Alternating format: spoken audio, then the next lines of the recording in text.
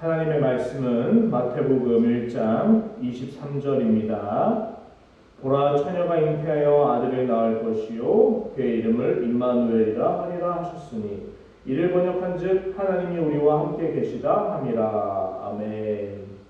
반갑습니다 여러분. 오늘은 25일 성탄절입니다. 아쉽게도 코로나로 인해서 올해는 예배당에서 함께 2부도 하지 못하고 성탄 예배도 하지 못해서 너무나도 속상하죠. 하지만 우리가 이럴수록 더 마음을 굳게 먹고 예배에 집중을 해서 하나님을 만나고자 노력을 해야 할 필요가 있습니다. 오늘 말씀의 주제는 따라 할까요? 예수가 교회다.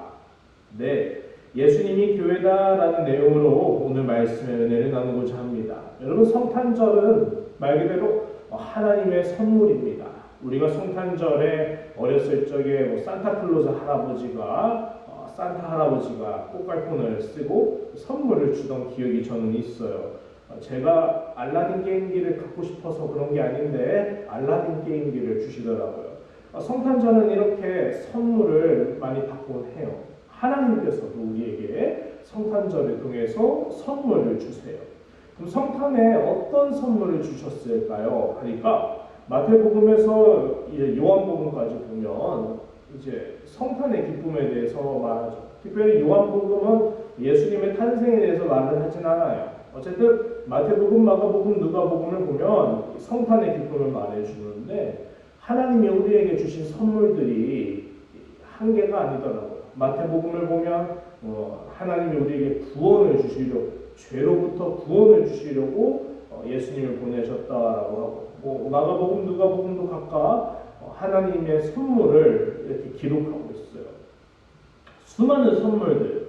그런데 그 중에 특별히 오늘 우리가 볼 것은 어떤 선물이냐 하니까 따라할까요? 교회. 네.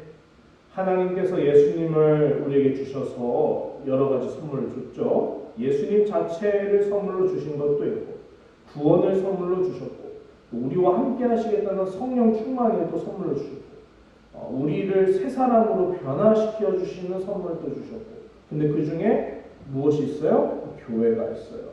자, 왜 교회를 선물로 주셨을까? 어떻게 그런 말씀이 있나요? 하니까 오늘 본문 23절은 이렇게 되어 있어요. 읽어보겠습니다. 보라, 처녀가 잉태하여 아들을 낳을 것이요 그 이름은 임마누엘이라 하리라 하셨으니. 아멘. 하나님께서 예수님을 태어나게 하셔서 그 이름을 뭐라고 하시냐? 임마누엘이라고 하라 하셨죠. 자, 임마누엘의 뜻이 무엇이라 하니 번역한즉 하나님이 우리와 함께 계시다 함이라. 아멘. 하나님의 목적은 무엇일까? 하나님이 예수님을 이 땅에 보내신 것에는 어떤 목적이 있을까? 예수님의 이름에 그 의미가 있어요. 자, 이름을 보세요. 하나님이 우리와 함께 계시다라는 뜻에 뭐라 지어요? 임마누엘. 예수님을 보내시는데 하나님이 우리와 함께 하신다는 게 선물인가요? 네, 맞아요. 근데 거기에 어떤 목적이 있을까요? 자, 이 하나님의 말씀에는 사실 우리가 이렇게 생각했어요. 지금까지는 하나님이 우리와 함께 하신다. 예수님을 믿으면 하나님이 나와 함께 하셔. 하나님이 우리와 함께 하셔.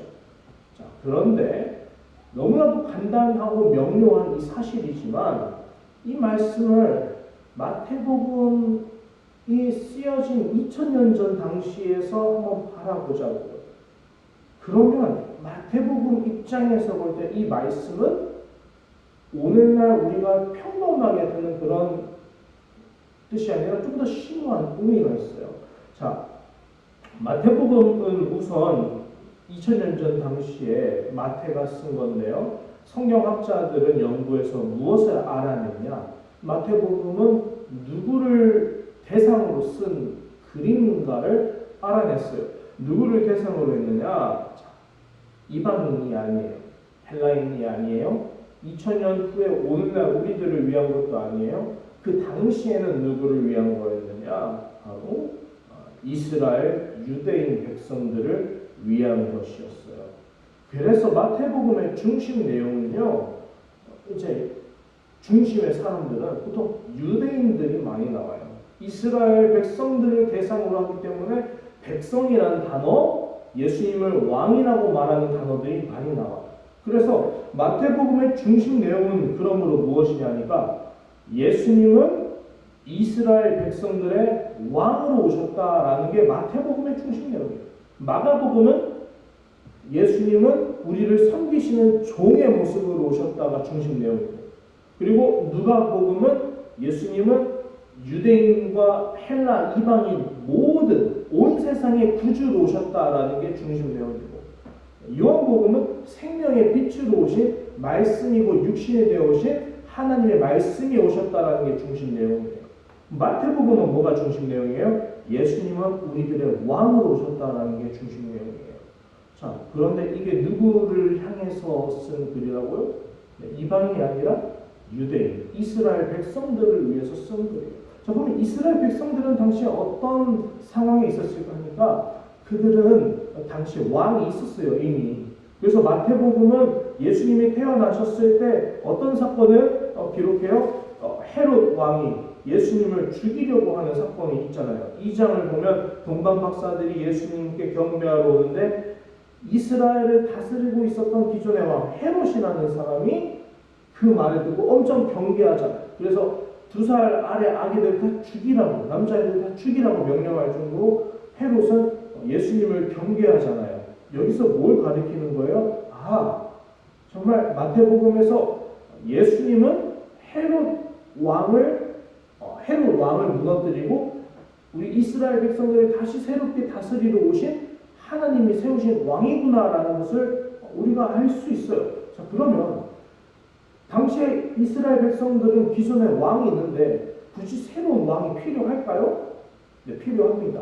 이스라엘 백성들은 그걸 느끼고 있었어요. 왜 느끼고 있었느냐? 헤롯이라는 사람은 사실 다윗 왕조가 아니에요. 그냥 헤롯 왕이라는 사람은 이방인이에요. 예수님의 혈통은 다윗이지만 헤롯 왕은 다윗의 혈통이 아니에요. 자, 그럼 이스라엘 사람들 마음에는 불만이 있겠죠. 불만이 엄청났어요. 아니, 우리 이스라엘은 대대로 하나님이 세우신 나라이기 때문에 하나님께서 약속하신 누구?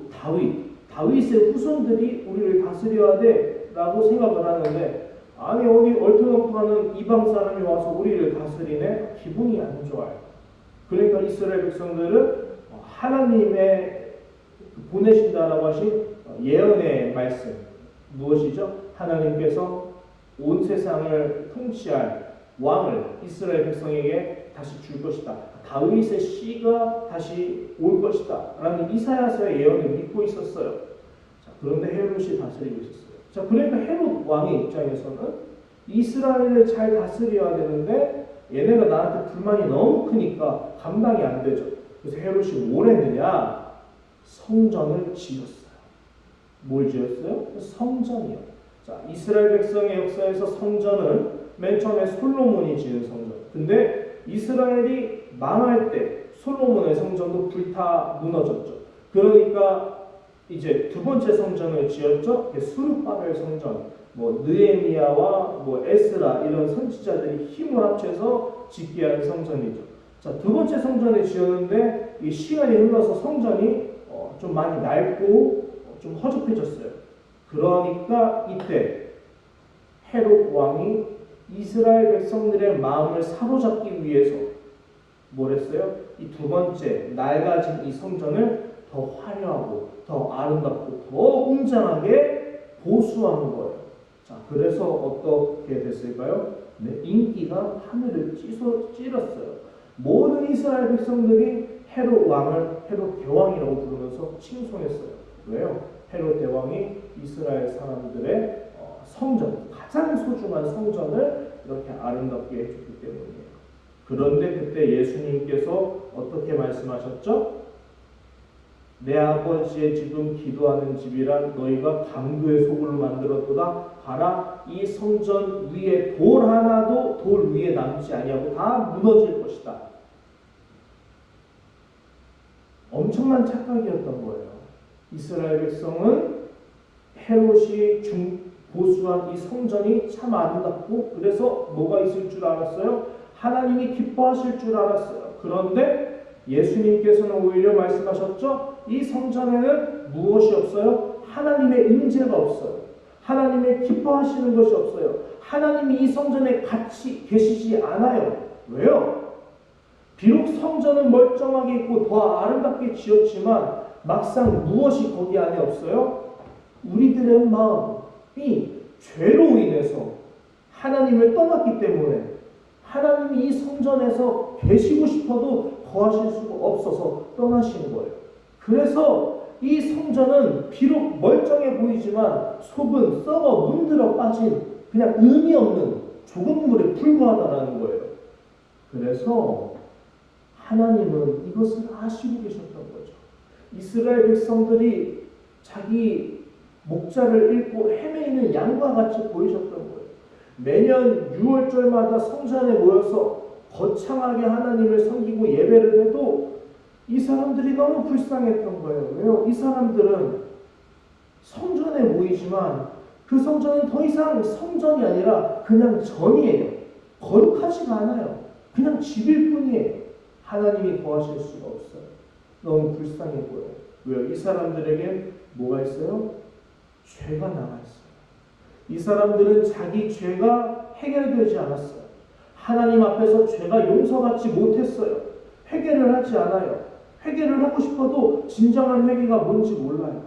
회개하고 뒤돌아서면 다시 죄를 지어요. 이 사람들은 다 누구의 노예예요? 하나님의 종이 아니라 죄의 종에 빠져서 살고 있었던 거예요. 그래서 이 사람들에게 지금 가장 중요한 문제가 두 가지였던 거예요. 하나, 하나님이 이 성전을 새롭게 하실 필요가 있어요. 예배당을 새롭게 하실 필요가 있다는 거예요. 둘, 그러기 위해서 이 사람들의 죄가 씻겨야 돼요. 이 두 가지가 해결돼야 이 이스라엘 백성들이 하나님을 진정으로 섬기는 하나님의 백성들이 될 수 있었던 거예요. 그러기 위해서 최종적으로 지금 있는 헤롯 대왕은 이스라엘 백성들의 진정한 왕이 아니에요.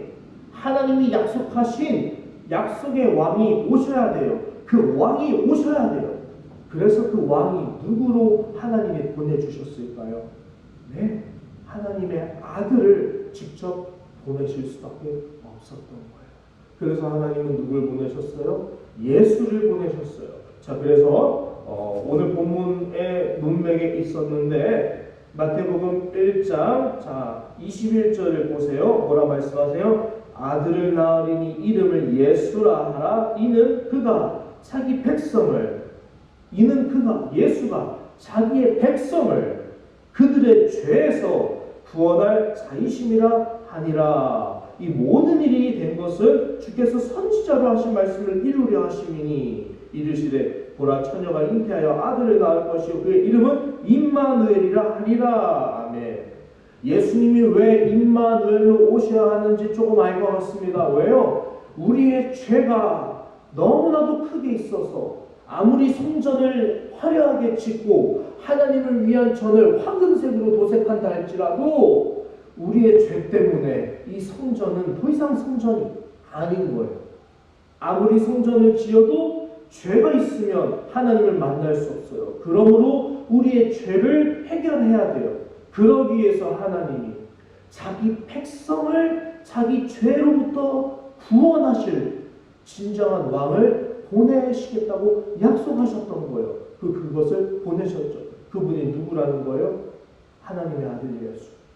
그러므로 성탄절에 우리가 기념해야 될 것은 하나님은 우리의 죄를 구원하러 오셨다. 우리를 죄로부터 구원하러 오셨다라는 것을 잊으면 안 되는 거예요. 그럼 고백해 볼까요? 나는 어떤 죄입니까? 나는 하나님 앞에서 어떤 죄로 인해서 하나님을 만나지 못하고 있었습니까?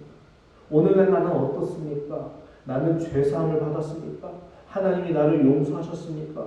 나는 예수의 십자가의 은혜로 말미암아 이제는 하나님께 담대하게 나아갈 수 있는 용기와 자격을 얻었습니까? 그 믿음의 확신이 우리 모든 성도님들에게 있기를 간절히 소원해요. 자, 그러면 이제 우리가 마지막으로 다뤄야 될 것은 이거예요. 근데 왜 예수님의 이름이 임마누엘입니까? 자, 이렇게 생각하세요. 예수님의 이름이 임마누엘, 하나님이 우리와 함께 하시다. 하나님이 우리와 함께 하신다는 것은 어떤 의미가 있어요? 자, 이거예요. 성전이에요. 자, 성전이 뭐라는 곳일까요? 예배하는 곳? 맞아요. 근데 정확히는 하나님이 임하시는 곳이 성전이에요. 다시. 성전은 어떤 곳이에요? 하나님 임하시는 곳. 원래 성전 안에는 언약궤가 있죠. 이 언약궤는 모세 때부터 있었던 거예요. 근데 이 언약궤를 안치하기 위해서 성전이 지은 거거든요. 자, 그럼 이 언약궤, 성전의 핵심인 언약궤가 어떤 존재냐? 하나님이 임하시는 장소가 언약궤였어요. 하나님이 언약궤를 보면 하나님이 우리와 함께 하신다는 것을 확인할 수 있었어요. 언약궤가 가는 곳마다 하나님의 임재가 나타났어요. 아무리 우리가 부족하고 실력이 형편없는 군사를 할지라도 하나님의 언약궤를 믿는 믿음으로 함께 나아갔다면 어떤 군사도 다 물리칠 수 있었어요. 언약궤나 그런 존재. 근데 어느 날부터 언약궤가 있는데도 불구하고 지기 시작했어요. 패배하기 시작했어요. 왜요? 비록 언약궤는 있지만 마음이 하나님을 떠났기 때문에 하나님이 더 이상 언약궤에 임재하실 수 없었던 거예요. 이제 우리에겐 새로운 은혜가 필요해요. 우리의 죄를 구원해 주실 참된 언약궤가 오셔야 돼요. 우리를 위해서 오신 진정한 언약궤이며 진정한 하나님의 임재가 있는 성전이 필요해요. 그것이 무엇일까요? 그게 예수님이라는 거예요. 그분이 누구예요? 예수님이라는 거예요. 더 이상 하나님이 우리와 함께 하신다라는 말씀을 성전에서 하지 않으세요. 하나님은 우리와 함께 하신다라는 말씀을 이 산에서 저 산에서 하지 않으세요. 꼭 여기 와야만 하나님이 함께 하신다 아니라는 거예요. 하나님이 함께 하시기 위해서는 두 가지가 필요해요. 첫째, 우리 죄가 용서받아야 돼요. 둘째, 예수가 필요해요. 예수님을 통해서 하나님이 우리와 함께 하세요. 그렇다면 예수님은 이제 누구를 대체하신 분이세요? 기존에는 하나님이 함께 하시는 방법이 성전에서, 그러나 이제 신약부터는 더 이상 성전이 아니에요. 성전은 다 돌 위에 돌 하나도 남김없이 예수님이 다 무너뜨리셨어요. 이제는 성전을 지을 필요가 없어요. 이제는 어떤 건물, 화려하고 아름다운 건물을 지어서 하나님의 임재를 바랄 필요가 없어요. 내가 허허벌판에 혼자 서서 하나님을 경배한다 해도 그곳에 하나님의 성전이 임하는 거예요. 오늘날 진정한 성전은 누구일까요? 성전 그 자체로 오신 하나님의 아들 예수다. 예수님이 성전인 겁니다. 그러면 오늘날 마지막 결론, 성전은 그러므로 하나님의 선물이에요. 하나님이 성탄을 통해서 우리에게 주신 선물은 예수님 자체신데 예수님을 통해서 우리에게 뭘 선물해 주신 거예요? 쉽게 말해서 이동식 성전을 우리에게 선물해 주신 거죠. 어딜 가든지 하나님이 함께 하시는 사람, 그게 우리예요. 그것이 가장 큰 선물 중에 하나였다라는 거예요. 그러면 오늘날 예수님은 어떤 분이실까? 성전 그 자체이신 예수님은 어떤 분이실까? 신약 성경을 보면 예수님은 누구의 머리라? 교회의 머리라라고 하셨어요. 예수님이 곧 오늘날 무엇이세요? 교회예요. 그러면 우리가 정리할 수 있겠네요. 성탄절을 통해서 하나님이 주신 선물은 예수님 자체. 근데 예수님을 어떤 의미의 선물로 주셨어요? 하나님이 함께 하시는 성전으로 예수님 우리에게 주셨어요. 오늘날 예수님은 우리에게 어떤 존재세요? 교회의 머리 되신 분이에요. 교회 자체세요. 그러면 하나님이 성탄절에 우리에게 성전 되신 예수님을 선물로 주신 것은 우리에게 또한 무엇을 주신 거예요? 네, 교회를 주시는 거예요. 교회는 건물이 아니라고 말씀드렸어요. 교회는 예수님 자체입니다.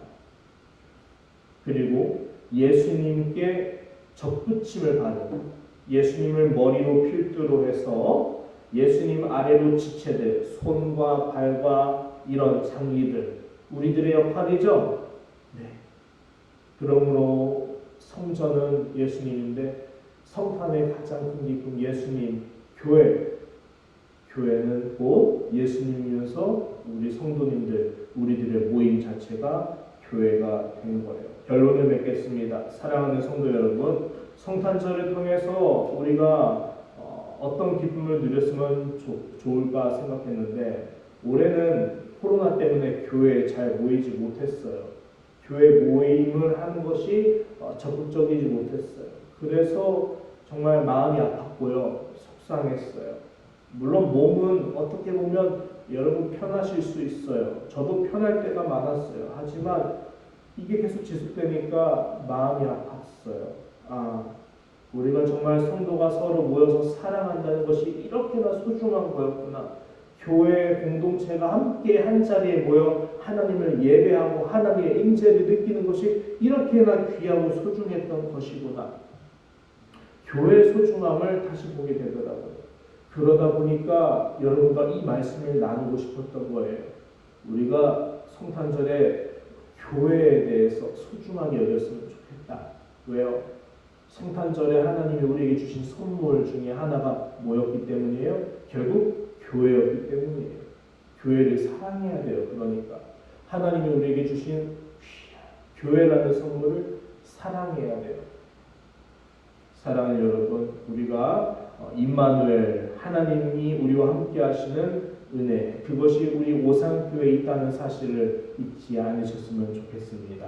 기도하겠습니다. 하나님 감사해요. 우리 사랑하는 오산교회 성도님들과 함께 성탄 예배를 드렸어요. 비록 교회에 모여서 드리지 못하고 각 가정에서 모여서 옹기종기 앉아 온라인으로 하나님을 예배하지만 하나님, 이 말씀을 통해서 우리가 은혜를 받고 성탄해 주신 교회라는 선물을 우리가 귀하게 여기며 사랑할 수 있도록 도와주세요.